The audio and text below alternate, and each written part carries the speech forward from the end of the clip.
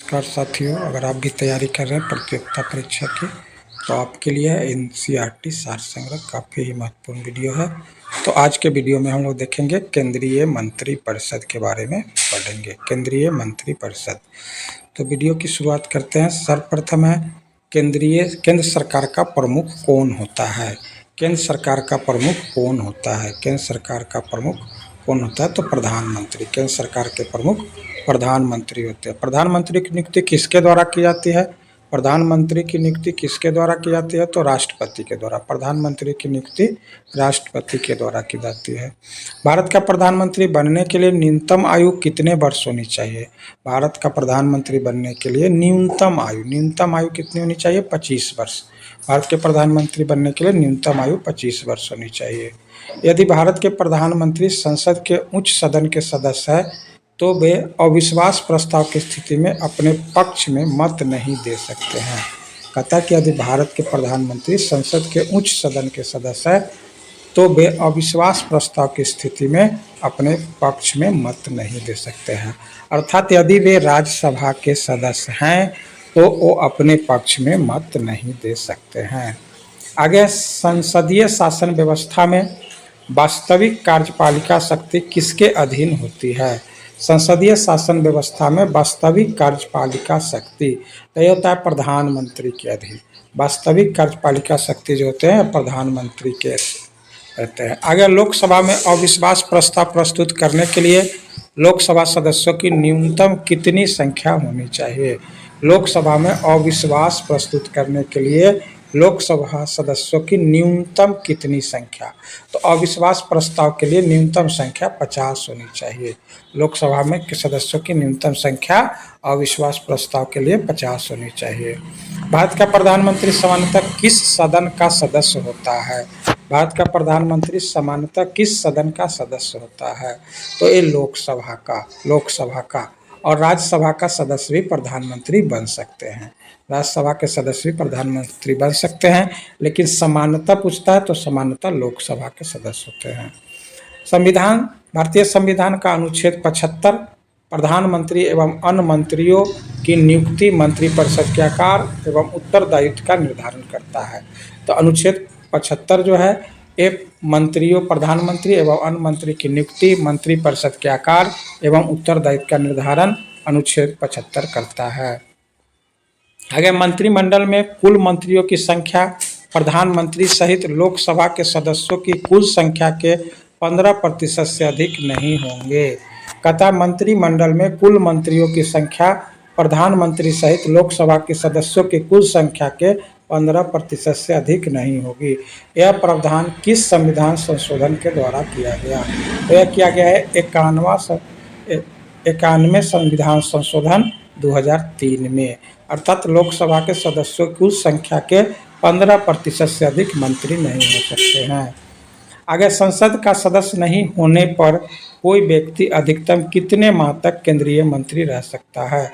संसद का सदस्य नहीं होने पर कोई व्यक्ति अधिकतम कितने माह तक केंद्रीय मंत्री रह सकता है? तो ये 6 माह तक। 6 माह तक कोई भी व्यक्ति केंद्रीय मंत्री रह सकता है। अगला है मंत्रिपरिषद किसके प्रति उत्तरदायी होता है? मंत्रिपरिषद किसके प्रति उत्तरदायी होता है? तो संसद के प्रति। मंत्रिपरिषद जो होते हैं वो संसद के प्रति उत्तरदायी होते हैं। भारत के संविधान के किस अनुच्छेद में यह प्रावधान किया गया कि प्रत्येक राज्य की कार्यपालिका शक्ति का इस प्रकार प्रयोग किया जाए जिससे संघ की कार्यपालिका शक्ति पर कोई प्रतिकूल प्रभाव न पड़े? क्या कहा? भारत के संविधान के किस अनुच्छेद में यह प्रावधान किया गया है कि प्रत्येक राज्य की कार्यपालिका शक्ति इस प्रकार प्रयोग किया जाए जिससे संघ की कार्यपालिका शक्ति पर कोई प्रतिकूल प्रभाव नहीं पड़े? तो यह अनुच्छेद 257 में है। अनुच्छेद 257। अगर लाभ के पद का निर्धारण संसद एवं राज्य विधानमंडल द्वारा किया जाता है। लाभ के पद का निर्धारण संसद एवं राज्य विधानमंडल द्वारा किया जाता है। भारतीय राजनीतिक व्यवस्था में कार्यपालिका किसके अधीन कार्य करती है?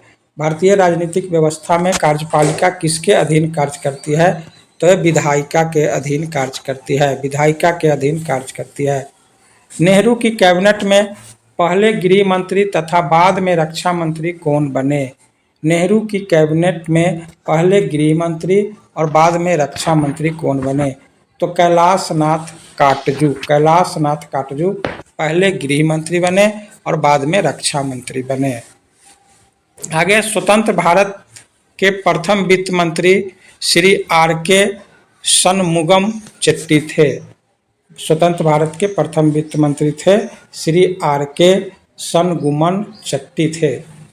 आगे, भारत के किस प्रधानमंत्री का विदेश में आकस्मिक निधन हुआ? भारत के किस प्रधानमंत्री का विदेश में आकस्मिक निधन हुआ? तो लाल बहादुर शास्त्री का निधन विदेश में हो गया।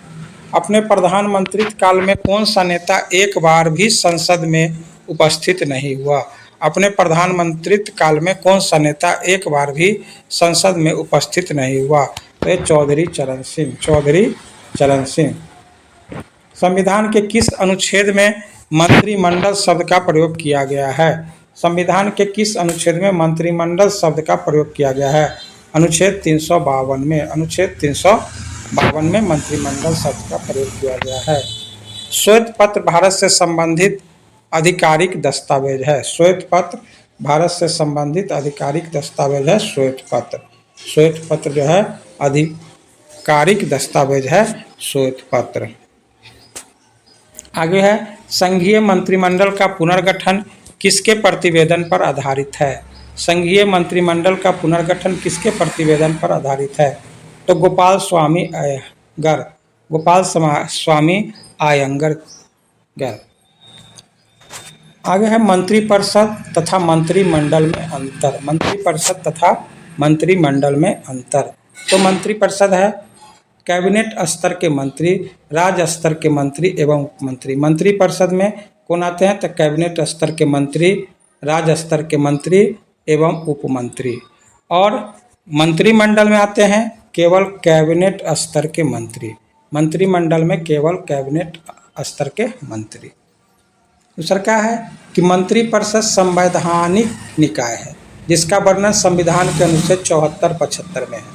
मंत्रिपरिषद का वर्णन संविधान के अनुच्छेद 74 एवं 75 में है।